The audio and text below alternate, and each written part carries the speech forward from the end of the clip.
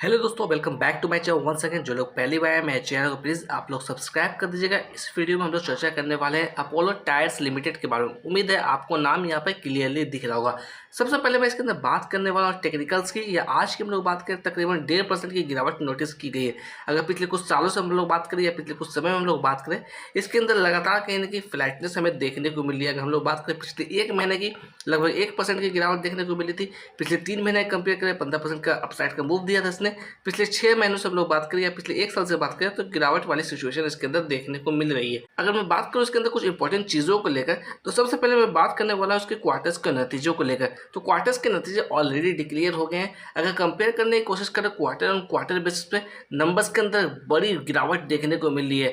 Net sales की बात करें, वहाँ पर काफ़ी बड़ी गिरावट देखने को मिली है। अगर मैं बात करूँ ईयर ऑन ईयर बेसिस पे, तो वहाँ पर भी गिरावट वाली सिचुएशन है। तो थोड़ा सा आपको अलर्ट मूड में हो जाना है, थोड़ा जल्दबाजी नहीं करना है, सोच समझ के काम करना है इसके अंदर। क्योंकि क्वार्टर्स के नतीजे ईयर ऑन ईयर बेसिस पे नतीजे की हम लोग बात करें, काफ़ी बुरी यहाँ पर नजर आती हुई दिख रही है। अगर हम लोग बात करें अपोलो टायर्स की स्टॉक पीई के बारे में, तो इसकी वैल्यू निकलती हुई आ रही 23.6। अगर वहीं हम लोग कंपेयर करने की कोशिश करें इंडस्ट्री पी से, तो इंडस्ट्री पी निकलती हुई आ रही है 31.1 के आसपास। अगर फेस वैल्यू की बात करें, 1 रुपये के फेस वैल्यू से ये ट्रेड होता हुआ दिख रहा है। अगर मैं बात करूँ इसके अंदर 50 डे में मूविंग एवरेज के बारे में, तो इसकी वैल्यू निकलती हुई आ रही है 464 रुपये। साथ ही साथ चर्चा कर ले हम लोग 200 डे मूविंग एवरेज के बारे में, तो इसकी वैल्यू निकलती हुई आ रही है 466 रुपये। अगर करंट प्राइस की बात करें, वो है 462 रुपये। ठीक अपने 50 डे मूविंग एवरेज के आसपास ये ट्रेड करता हुआ दिख रहा है। थोड़ा सा आपको अवेयरनेस दिखाना है, किसी भी तरह की जल्दबाजी नहीं करना है। मैं किसी भी तरह का बाय और सेल का रिकमेंडेशन यहाँ पर नहीं दे रहा हूँ। अगर हम लोग परफॉर्मेंस की बात करें, according to ticker tape performance यहाँ पर देखिएगा एवरेज नजर आता हुआ दिख रहा है। वैल्यूएशन की बात करें, वैल्यूएशन यहाँ पर हाई नजर आता हुआ दिख रहा है। ग्रोथ की बात करें, ग्रोथ यहाँ पर लो नजर आता हुआ दिख रहा है। अगर हम लोग एंट्री पॉइंट की बात करें, तो एंट्री पॉइंट यहाँ पर गुड नजर आता हुआ दिख रहा है। तो मैं अगेन कहना चाहूँगा, अगर आप इसके अंदर फ्रेश खरीदारी करना चाहते हैं, तो अपने फाइनेंशियल एडवाइजर से बात करिएगा, तभी किसी तरीके का डिसीजन लीजिएगा। अगर यहाँ पर चर्चा करूँ मैं फोरकास्ट एंड रेटिंग्स के बारे में, तो यहाँ पर देखिएगा 24 एनालिस्ट से कवर किया है, 71% की रिकमेंडेशन आती हुई दिख रही है। अगर मैं चर्चा करूँ म्यूचुअल फंड की होल्डिंग के बारे में क्या सिचुएशन यहाँ पर रही है, तो देखिएगा मार्च 2024 यानी कि क्वार्टर 4 की हम लोग बात करें, प्रमोटर्स के पास तकरीबन 38% की होल्डिंग नजर आती हुई दिख रही है। रिटेलर्स की बात करें 22.70% के आसपास की होल्डिंग नजर आती हुई दिख रही है। वही हम लोग कंपेयर करने की कोशिश करें क्वार्टर 3 से, तो यहाँ पर देखिएगा क्वार्टर 3 के अंदर यहाँ पर तकरीबन 22.31% की होल्डिंग रिटेलर्स के पास थी। अगर प्रमोटर्स की बात करें 37.36% की होल्डिंग यहाँ पर प्रमोटर्स के आसपास है। तो देखा जाए ओवरऑल किसी भी तरह के चेंजेस यहाँ पर देखने को नहीं मिल रही है शेयर होल्डिंग पैटर्न्स के अंदर। अगर हम लोग चार्ट पे चल के लेवल्स की हम लोग बात करें, इसके अंदर हम लोग आ गए चार्ट पे, देखिएगा 1 डे के टाइम पे मैंने यहाँ पे चार्ट लगा रखा है। सबसे पहले चार्ट के ऊपर मैं कहना चाहूँगा, कुछ लेवल्स आपको, कुछ पैटर्न्स आपको नजर आते हुए दिख रही होगी। ये जो पैटर्न्स देख रहे हैं, मैंने इंडिकेटर के हेल्प से ड्रॉ आउट किया। आप चाहते हैं तो खुद से बना के चेकआउट कर सकते हैं, पब्लिकली अवेलेबल है। अगर यहाँ पे बात करूँ, तो इसने यहाँ पर ऑलमोस्ट अपना हाई बनाया था तकरीबन 524 रुपये के आसपास।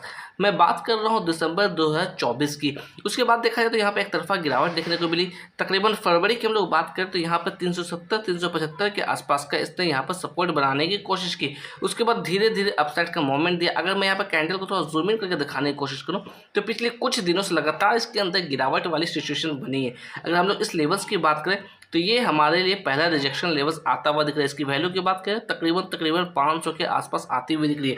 तो इस लेवल से देखा जाए तो लगातार कंटिन्यूस के अंदर गिरावट वाली सिचुएशन बनी हुई है। फर्दर कितना गिरेगा कहना मुश्किल है। अगर हम लोग आज की भी बात करें, आज भी बियरिश कैंडल की फॉर्मेशन इसमें होती हुई दिख रही है। अगर हम लोग अपसाइड में बात करें, तो हमारे लिए नेक्स्ट जो रिजेक्शन लेवल्स है, यही आता हुआ दिख रहा है। इसकी वैल्यू की बात करें, तकरीबन 540 के आसपास आती हुई दिख रही है। तो मे भी कहीं ना कहीं हमारे लिए पहला जो रिजेक्शन लेवल्स होना चाहिए 500 का होना चाहिए। नेक्स्ट रिजेक्शन लेवल हमारा 540 का होता हुआ दिख सकता है। अगर हम लोग बात करें डाउन साइड में सपोर्ट लेवल के लिए, तो मे भी कहीं ना कहीं यही हमारे लिए पहला सपोर्ट लेवल्स होना चाहिए, जिसकी वैल्यू तकरीबन 398 रुपये के आसपास आती हुई दिख रही है।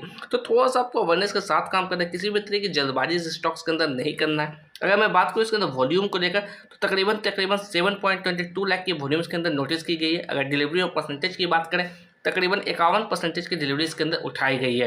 अगर हम लोग बात करें प्राइस फोरकास्टिंग के बारे में, क्या फोरकास्टिंग आती हुई दिख रही है ट्रेडिंग व्यू की तरफ से, देखिएगा 24 एनालिस्ट से कवर किया over the 1 year of time period. Upside की बात करें यानी कि मैक्सिमम एस्टिमेट की बात करें, तो ये 600 का लेवल्स नजर आता हुआ दिख रहा है। अगर मिनिमम एस्टिमेट की बात करें, तो 383 का नजर आता हुआ दिख रहा है। तो आप अपने रिस्क और रिवार्ड के हिसाब से काम करिएगा, किसी भी तरह की जल्दबाजी आपको नहीं करना है इसके अंदर। अगर एक नज़र हम लोग टेक्निकल्स पे डालें, क्या टेक्निकल्स नज़र आती हुई दिख रही है ट्रेडिंग व्यू की तरफ से, तो यहाँ पर देखिएगा ओवरऑल हमें सेल का इंडिकेशन आता हुआ दिख रहा है। 15 ऐसे इंडिकेटर है जहाँ से सेल का इंडिकेशन हमें मिल रहा है। अगर मूविंग एवरेजेस की बात करें तो देखिएगा यहाँ पे स्ट्रॉन्ग सेल का ही इंडिकेशन आता हुआ दिख रहा है। 12 ऐसे इंडिकेटर है जहाँ से सेल का इंडिकेशन आता हुआ दिख रहा है। अगर मैं ऑसिलेटर की बात करूँ तो ऑसिलेटर के अंदर भी देखिएगा सेल का इंडिकेशन आता हुआ दिख रहा है। 3 ऐसे इंडिकेटर है जहाँ से सेल का इंडिकेशन आता हुआ दिख रहा है। तो थोड़ा सा आपको अवेयरनेस के साथ काम करना है, किसी भी तरह की जल्दबाजी नहीं करना है। अगर आपका लॉन्ग टर्म का व्यू है तो कहीं ना कहीं इसके क्वार्टर्स के नतीजे को, इसके फंडामेंटल्स को चेकआउट करने की कोशिश करिए, क्योंकि क्वार्टर्स के नतीजे बेहद ही बुरे आए। तो सोच समझ के काम करिएगा। चलते चलते मैं इतना कहना चाहूँगा, जो भी मेरे चैनल पहली बार मेरे चैनल को प्लीज़ आप तो सब्सक्राइब कर दीजिएगा, जिससे मुझे भी मोटिवेशन मिलती रहेगी।